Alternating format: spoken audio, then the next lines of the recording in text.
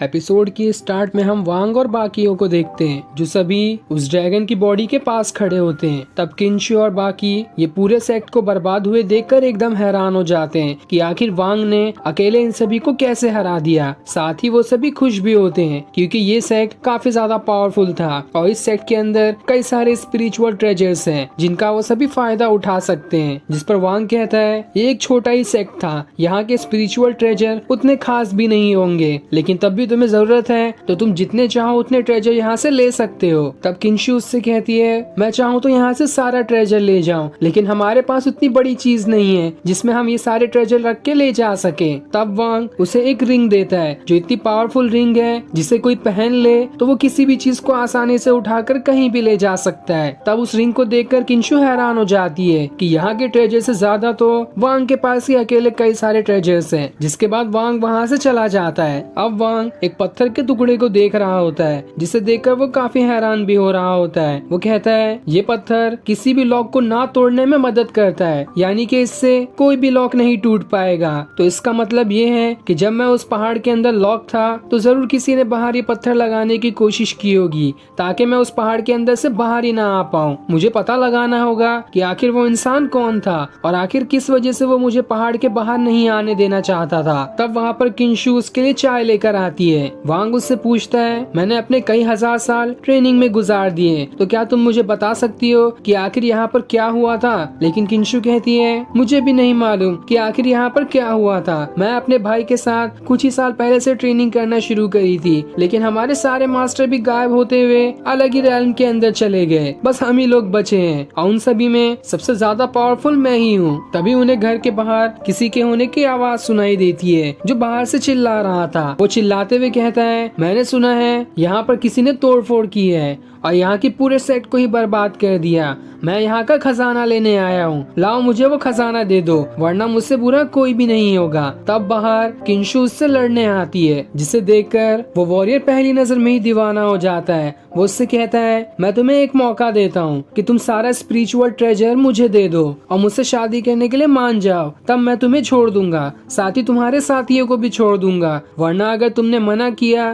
तो मुझसे बुरा कोई भी नहीं होगा। जो सुनकर किंशु को एकदम ही ज्यादा गुस्सा आ जाता है। वो उससे कहती है अगर तुम्हारे अंदर हिम्मत है तो मुझे हाथ लगा कर दिखाओ। जिसके बाद वो अपनी स्वॉर्ड निकालते हुए उस वॉरियर से लड़ने चली जाती है और अब देखते ही देखते दोनों के बीच काफी जबरदस्त फाइट शुरू हो जाती है। दोनों ही अपनी स्वॉर्ड की मदद से एक दूसरे से लड़ रहे होते हैं। एक अटैक किंशु करती तो दूसरा वो वॉरियर, लेकिन वो वॉरियर उसके सामने थोड़ा ज्यादा पावरफुल दिखाई दे रहा था क्योंकि इसकी स्वॉर्ड गोल्डन एक्साइलर है जो कि काफी ज्यादा पावरफुल मानी जाती है और उस स्वॉर्ड की मदद से किंशु उसके सामने थोड़ी कमजोर पड़ने लगती है। लेकिन अब वहाँ वांग आ जाता है जो ये सारी चीजें खड़े होकर दूर से देख रहा था। तब जैसे ही वो वॉरियर एक जोरदार अटैक किंशु पे करने वाला होता है वो सामने अपनी स्वॉर्ड ले आती है, लेकिन वो वॉरियर अब भी ज्यादा गुस्से में था। वो पूरी ताकत लगाकर किंशु को हराने की कोशिश कर रहा होता है जिसके सामने किंशु भी कमजोर पड़ने लगती है। तब ये देखते हुए वांग अपनी थोड़ी सी पावर्स किंशु के अंदर ट्रांसफर कर देता है जो कि गोल्डन पावर्स थी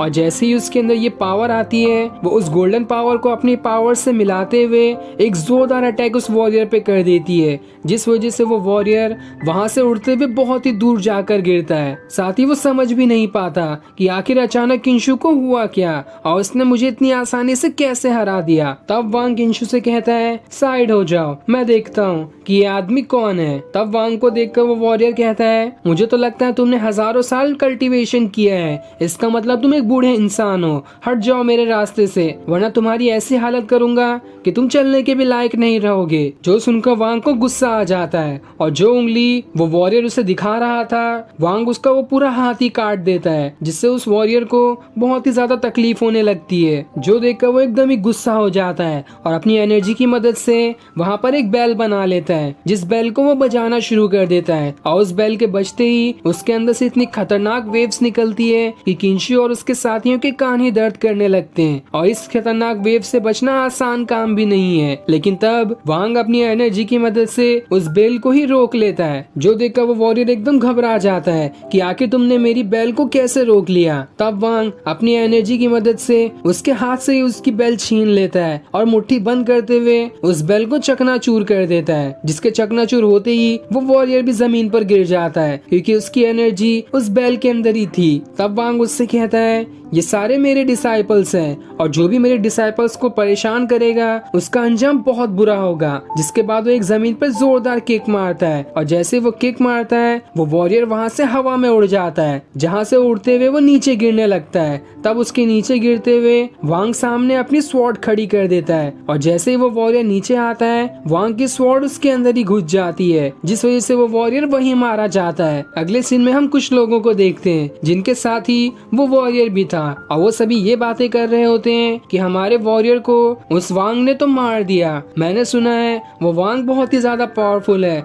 उसने हजारों साल तक कल्टीवेशन किया है, जिस वजह से उसे हराना बहुत ही ज्यादा मुश्किल है। उसने तो पूरे एक सेट को ही कुछ ही मिनट में बर्बाद कर दिया। तब उन लोगों में एक लड़की भी होती है जो वांग की ही फोटो देख रही थी और उस फोटो को देखते हुए वह कहती है, आज तक मैंने इससे ज्यादा हैंडसम इंसान नहीं देखा, इसके साथ तो लड़ने में बहुत ही ज्यादा मजा आएगा, इसलिए मैं इससे लड़ने जाऊंगी। जिसके बाद वो वांग के पास जाने के लिए निकल जाती है, जहाँ रास्ते में उसे एक लड़का भी दिखाई देता है और जैसे ही वो लड़का उस लड़की को देखता है वो एकदम ही ज्यादा दीवाना हो जाता है। पर वो लड़की एक ही झटके में अपने फ्लावर को उसके दिल में घुसा देती है, जिस वजह से वो लड़का वहीं मारा जाता है। इधर वांग अपने डिसाइपल्स को ट्रेनिंग दे रहा होता है, तब वहाँ पर वो लड़की आ जाती है जो वांग को देखते हुए कहती है, इतना प्यारा दुश्मन तो मैंने आज तक नहीं देखा, इसके साथ लड़कर तो मेरी सारी ख्वाहिश पूरी हो जाएगी। जिसके बाद वो वांग के पास आ जाती है और उसे सेड्यूस करने लगती है। जिसके बाद देखते ही देखते वो लड़की अपने और भी 2-3 डुप्लीकेट्स बना लेती है